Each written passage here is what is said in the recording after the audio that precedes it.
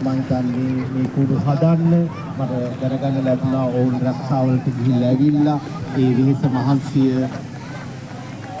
නොකලා විශාල කාර්යයක් මට දැක්කා ලංකාවෙන් කොළ දෙන්නගෙන ඒ සංස්කෘතිය අපතක්කම කියන්නේ අපේ සංස්කෘතියත් එක්ක අපේ ජීවිතයත් එක්ක අපේ ජීවිත දහමක් කියන දෙයක් අපලෝ දහම කියන දෙයක් ඉතින් එවැනි කුඩු 500ක් මම ලංකාවෙත් එකම තැනක කුඩු 500ක් මගේ මතකයට එන්නේ නැහැ ඉතින් මේ දෙයක් ජපානයේ වගේ තුලක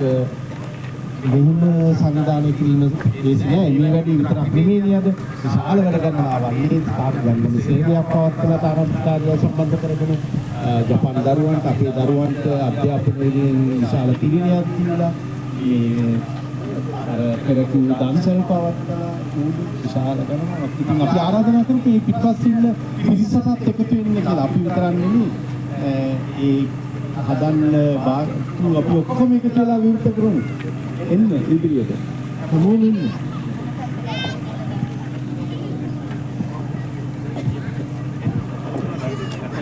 අනුගාමී සංකේතවත් වෙන්න පිටිපස්සට ගියා පේනවා අද පිටිපස්සට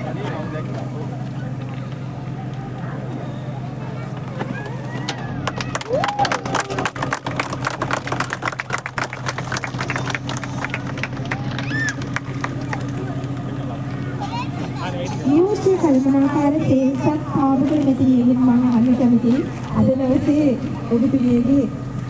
අදහස මොකක්ද? මම හිතන්නේ තානාපති කාර්යාලවලදී අපි සියලු දෙනාම ගොඩක් චිත්තවත්යේ කන්සිලර් සර්විස් එක වෙනවා. ගොඩක් දෙනෙක් අපේ සේවය සපයන්න පුළුවන්. ඒ සම්බන්ධයෙන් අපි හම ඇසෝසියේෂන්